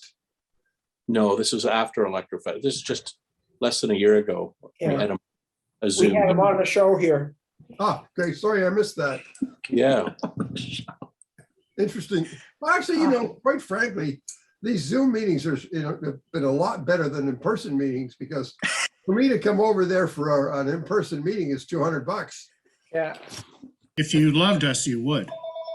and that's a hell of a lot more than $2 a month. Why would you do it? That's for you, Susan. Anyone else got a comment to throw in here before we get too involved in David Bruce Stout's personal life? Ay, ay, ay. Yeah. Life's like that, Olive. David, Oh, Carol, hi. you said something. We your put trip. something in the chat. Yeah, I saw that about your trip. Why For don't you? Glenn, yeah, it's the Leisure Light is so small, one of them, that you can pull it behind a large motorcycle. But we pulled ours, it was a little wider, we pulled it. We were away for 3 months on that trip to go across Canada, went right to the other side of Newfoundland and all the way back again, and did lots of side trips. And we had a Toyota Prius in those days. People had told us we shouldn't dare to put a trailer hitch on it. And then we went to the trailer hitch place, and the guy said, of course you could put a trailer hitch on this. And Well, the trailer itself apparently weighed about 250 pounds. I mean, it's a very basic trailer, but I wonder how it would go behind a Tesla. yeah, well, a quick lesson there is that the people said you couldn't pull it with the Model 3 as well. They came from the factory with no trailer hitch. I'm not even sure there was a Tesla hitch available, but at the beginnings, I do recall people just groaning and complaining about this car that couldn't pull anything. And then one day, was it Julian showed up at Motorized with his trailer behind? We were at an event there, and he had loaded up all kinds of stuff, and it's like, what do you mean you can't put a trailer hitch on? Of course you can. The way it is that in North America, all the regulatory agencies have agreed that sedans should not tow trailers. So you can't get a car from the manufacturer authorized to tow a trailer. Oh, You can put a tow on anything you damn well like. My dad towed, I think it was a 10, but it was, mid 70s. We're towing behind a Mazda B1200. I think the trailer weighed more than the car. That thing was a death trap in retrospect.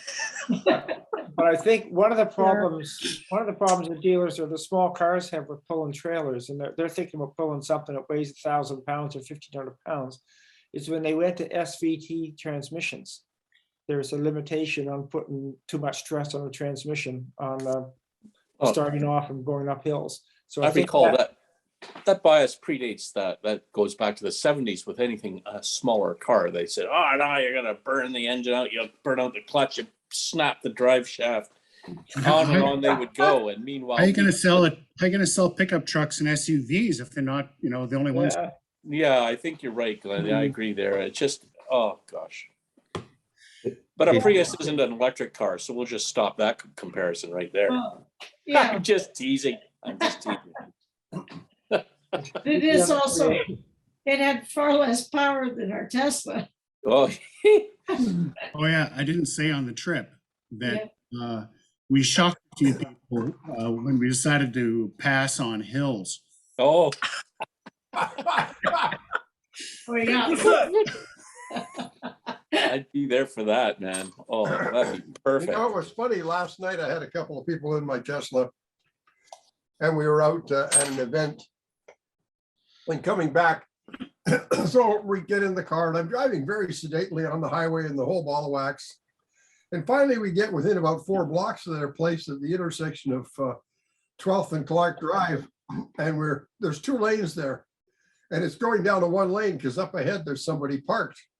Oh, no. So I said to him, hold on. 2 people in the backseat. I said, I'm going to have to accelerate to get ahead of this guy. So I want you to hold on. So I booted it.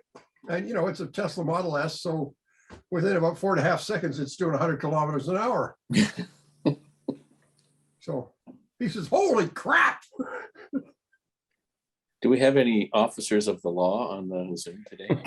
I don't see any VPD faces at a Victoria club. That's, One of the worst offenders. Well, I took it up to 50 kilometers an hour. that's why they need the Model Y with the police, so they can keep up to the criminals like Bruce Stout. Yeah. Elon will be monitoring you. There's all kinds of police forces in the United States that are moving to Model Ys. Oh, yes. And well, I mean, you guys did a deal with all the different police forces that were locally where you showed them somebody's Model Y. And RCMP in Canada's doing it. Glenn had them onto it. What? That was a long time ago. Yeah. That's old news. Well, one of our police stations has two. I think Langford is buying one at least. The RCMP division out there. No, West Shore is going for two of them. They're going for a Y and the Mustang E. Yeah, right on. Yeah, because that's for the police officers that like to hear the noise of the motor. They have unbridled mode and they can turn on the speakers. One of our guys has got a Mustang Mach-E and I actually went for a test drive in it. There's a little button on the dash that says sound. So you can make it go, roar, roar, roar. Oh, you're serious. Well, I know there's a whole bunch of different apps you can buy that on your phone that make give a car sound on the car. So the BMW sound like a truck or it sound like an F1 car. The BMW i8 has a 3-cylinder gasoline engine and an electric motor. Yeah. And the engine sound from the BMW i8 comes through the speakers of the BMW i8, and it's totally electronically created. It's a digital sound system of decent sized motor. What silliness. Those German engineers must be bored. Just change here for a second. I see Stefan is online and he wanted to ask a question. Go ahead, Stefan. Stefan? On mute. He's not on mute. Come on, Stefan. Anyway, he was wondering if anybody was going to go down to fully charged San Diego 10 and 11 September. I think I'll be in Ontario with my Model 3 at that time. I'm thinking of going down and have to recover from this last trip into the States. But it's only 2,200 kilometers to San Diego. Oh, snap-a-roo. Snapperoo, straight down I-5, boom, baby. You go there, you rub shoulders with Bobby Llewellyn, some of his team. Tesla's going to show up this year for the first time. Show up and have their own presentation area. So, why would they bother? I don't know, just to help the help the cause. Yeah. If you go to the Tesla website in Canada right now and you try to order a Model Y and it's a non-performance car, you're looking at February of 2023. Yeah, $84,000. The price of a Model Y now is $84,000 in Canada. Yeah. Yeah, I know. It's crazy. Jump. Yeah. Does anybody have any inside knowledge of availability of new EVs that one might want to buy in a relatively short period of time? Sure, you can walk into any Tesla store tomorrow and pick up a plaid Model S. You can choose your color. It's on the floor. Okay. 190,000, but it's there waiting for you. Mike, I did actually read something the other day just on one of the streams that a fellow said that he decided to lower his expectation about which model, which color, etc. And went around to some dealers and did find a few brand new EVs available. And then he was able then to choose from what was there. It's not as if every car lot in the country has 0 cars available. It's just people have been led to believe that we need to have accessibility to every little Choice. detail. Oh, is there a coffee crisp in the glove box? No, I wanted to know a Henry bar in my glove box. It gets really ridiculous. So if you're more open-minded about which model even, and perhaps the battery size and the type, of course, then you shop around. I think there's still some available. I'm not saying it's a good choice, but Yeah, I can get that's what I read, and they had some success on the island. Performance Model Y, Performance Model 3 is about 3 months away. I And went then to there's the Hyundai. waiting. Yeah, if you want it quickly, you're looking at used. And just about all the used car dealers have got 1 or 2 Teslas in stock right now that they've bought at the auction. And I heard a sad story yesterday. Somebody I was talking to, I guess it was Friday, had a Tesla Model 3 that they bought at the auction. And it was the 150 kilowatt hour or 150 kilometer version of the Tesla Model 3, which is the special car they built for $44,999 so that you could get the rebate, federal government rebate. And they bought it at the auction without knowing what they got.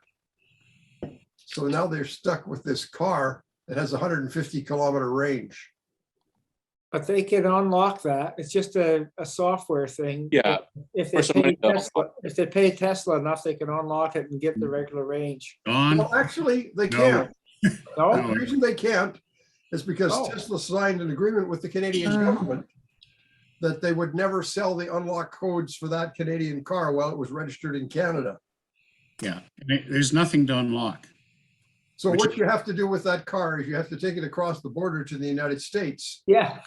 and No. then you could do No, something with it.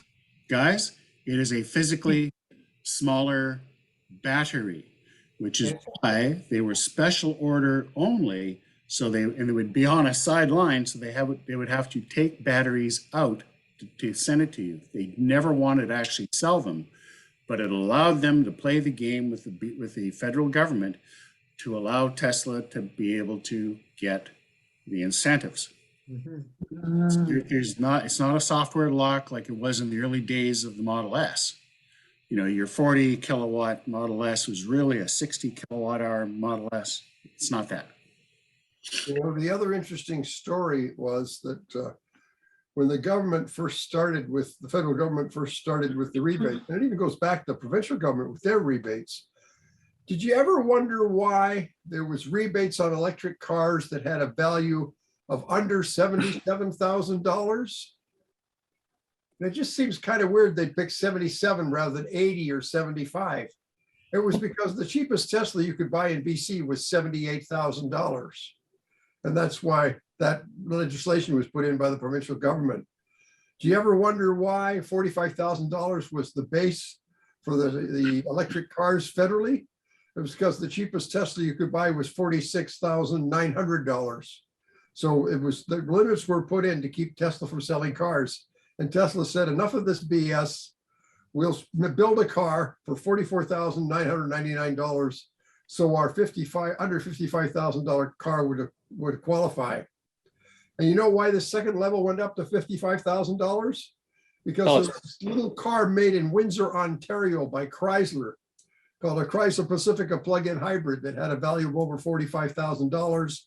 And they were going to lay off 1,200 people. That was the third shift in the factory because sales weren't happening just before the federal election that year. It's all crap, guys. It just drives me crazy.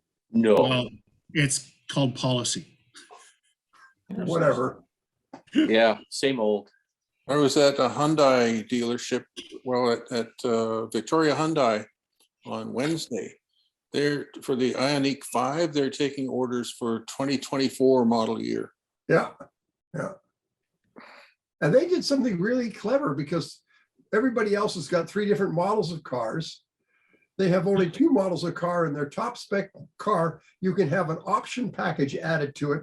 The option package raises it over $55,000, but because it's only an option package, it doesn't defeat the federal rebate. And apparently the federal rebate's now gone to 75,000. So under 75,000, you can now get a federal rebate. Yeah, Yes. Yeah, so Mike, again, if you want something quickly, go buy a used EV and all you're doing is looking for obvious wear and tear.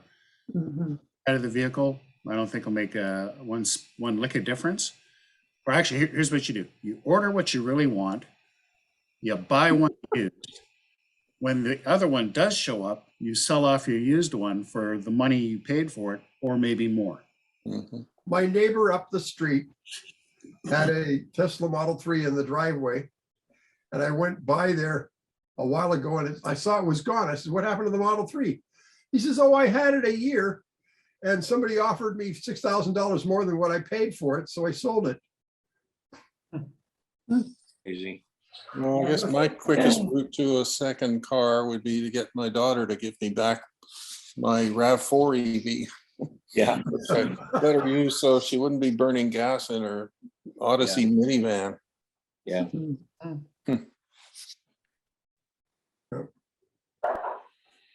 Anyway, thank you very much for letting me come to your talk today. It was a great talk. I learned some stuff. Good. Congratulations on survival of your trip, Glenn. If you want to get information about how to travel across Canada quickly, Harvey Seucher left St. John's, Newfoundland on a Monday at 9:30 in the morning.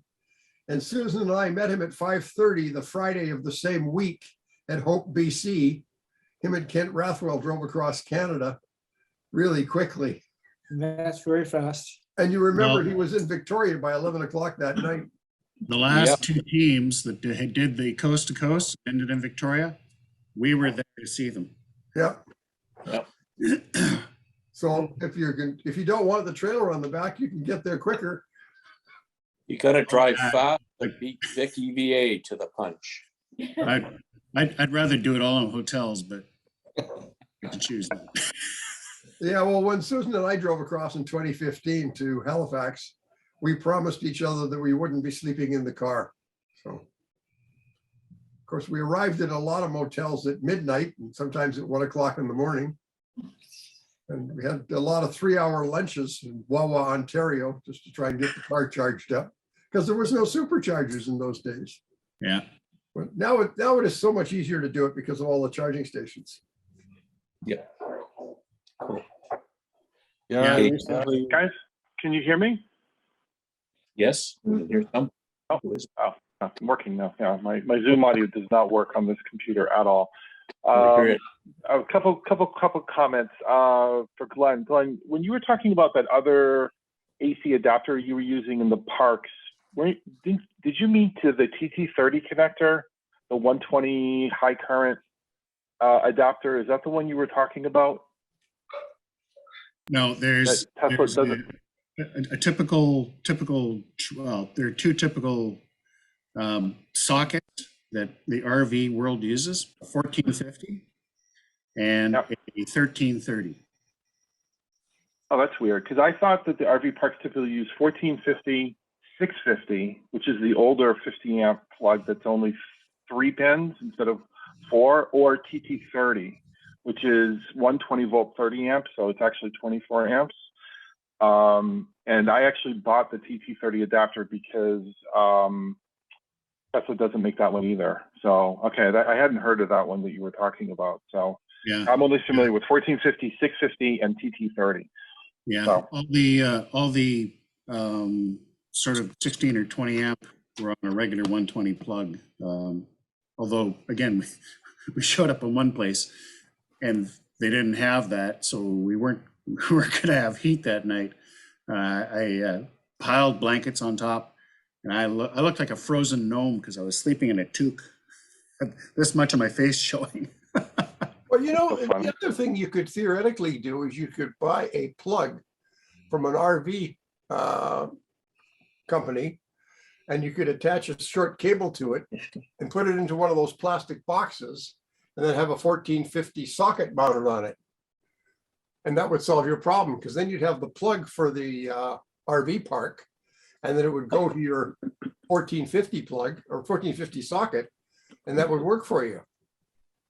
We had an event at the University Heights place, and Ralph Oder showed up with a massive hockey duffel bag full Yeah. of adapters, and he had straight adapters. He had short wire with different ends. He had heavy extension cords, both reasonable length and also like a 50 or 100-foot length.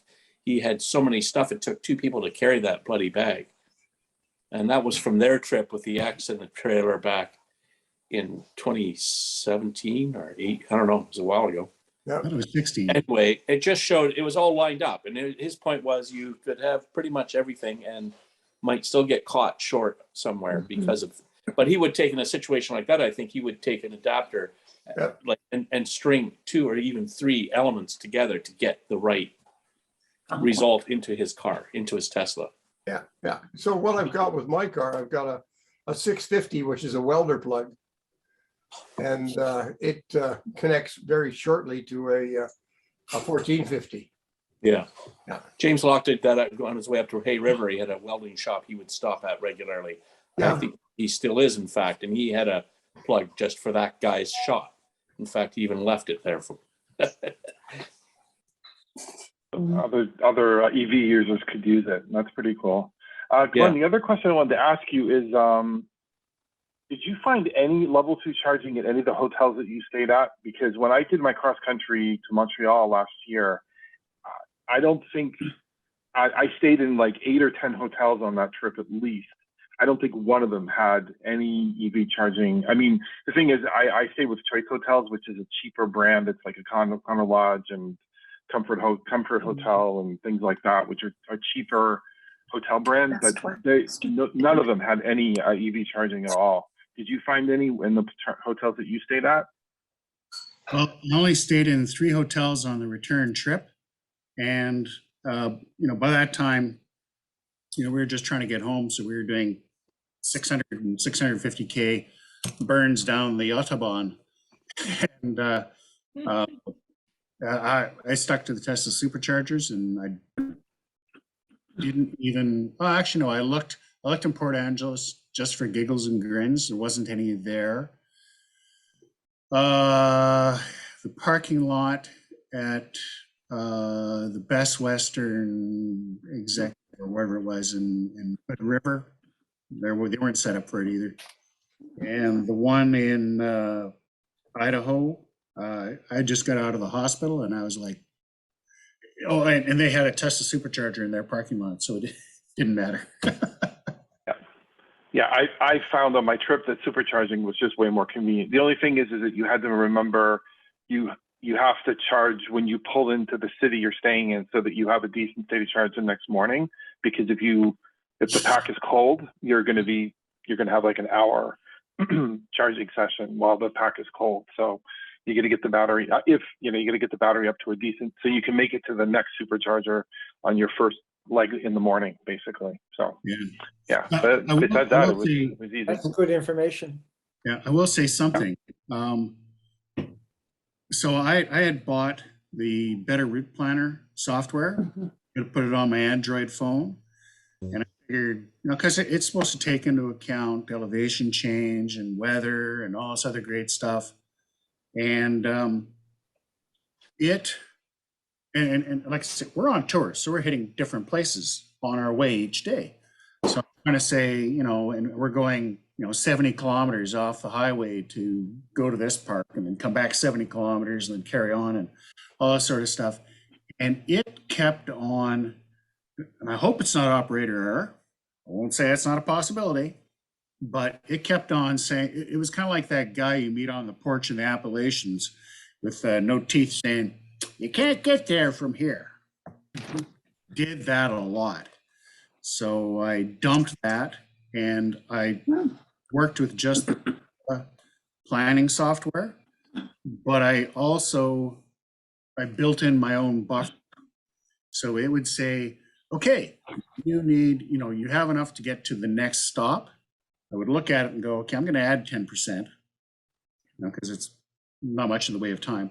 I'm going to add 10% because it's telling me, I'm going to get again at 6%, which is still a lot of kilometers. That's still 35 kilometers before you even hit technical zero, which isn't really zero anyway. But I say, I'm not happy hitting there at 6. I'd like to see it up at 12 or 13.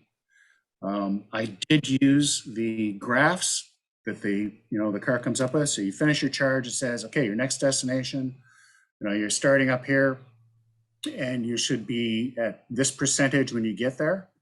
I left that up and I watched that, get on the highway, get up to the speed, back off a little bit, because once you're north of 100 kilometers an hour, you're pushing an awful lot of wind. Wind is a square root function as you're pushing it down the road. So I'd try and back off. I did a bunch of it at 120 because that was safer than trying to do 100 and trading places with semi trucks all day. But I also watched that line, and if I started to trend down below the line, I go, okay, what's happening here? Am I into the wind? Am I too hard?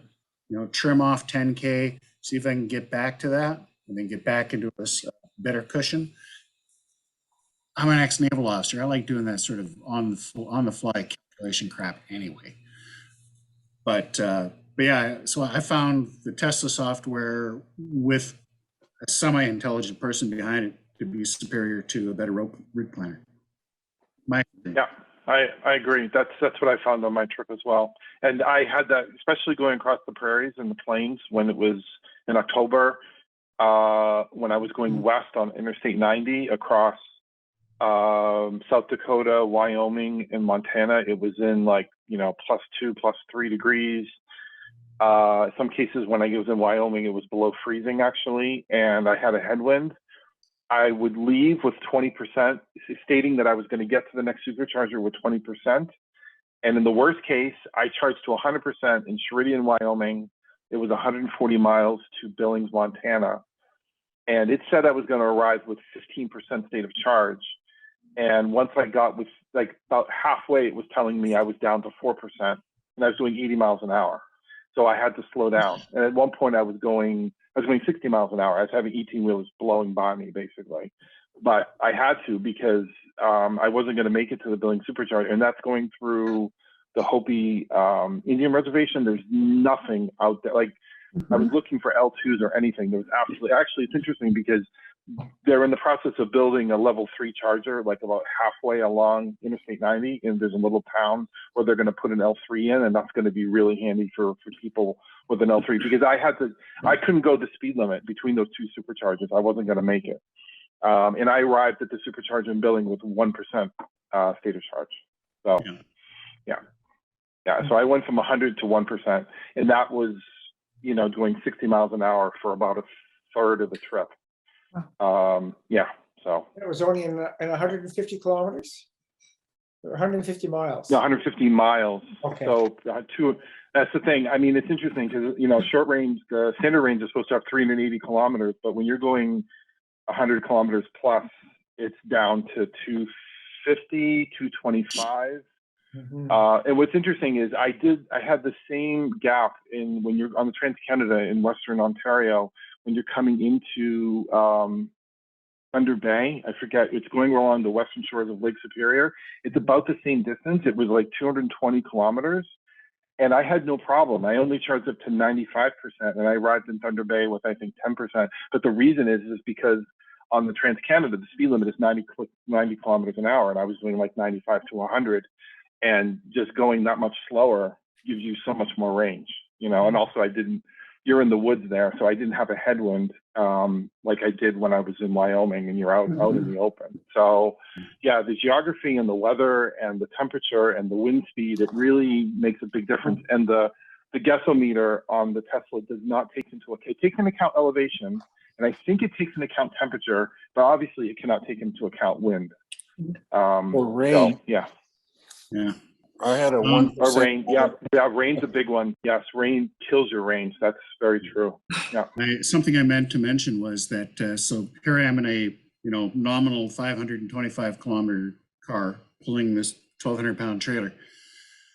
I would generally charge to 90% and then hit off. And so my ballpark was I was leaving at about 475, 480 kilometers. And I kind of planned on doing 320 kilometers between charges, because that's about 2.5 hours, depending on how fast you're going. I need to walk because like I get out of the car, I look 102. My hips don't work anymore. And it's like 10 steps before I look like I've evolved beyond Cro-Magnon. But yeah, and I mean, so 320-ish was kind of what I was getting, and that was great. That was perfect for me. any longer, and you wouldn't have got me out of the car anyway. Yeah. Yeah, but I was stopping between 115 to 125, and I can go a bit longer than that, but it's nice having the break. And then with the standard range, I would only charge for, as long as I was down at the bottom of the pack, I was only charging for 10 or 12 minutes to get up to 60%, which would give me another 150, 170 kilometers to just get to the next supercharger. So, you know, I would have frequent but short charging stops, basically. You know, 6 or 7 maybe in a full day of driving. So nowadays, now that the charging has changed, you know, all that really high power charging that you do in a Tesla early on, that's the most expensive chunk, you know, to you. You know, when it's, you know, kind of, you only need this to get to the next one, it's being honest. But then again, it's also making the most money for those chargers. Not saying they shouldn't make money. Not saying this is a fault, you know, put in as a feature. But that's kind of how it works now. So if you spend more time and you generally, you know, I high charging, and when I got down to 50 watts, I went, well, why bother? And I'd quit. And then I'd go. And by then, you know, we'd done our bio break. I'd made myself a tortilla with a little something in it.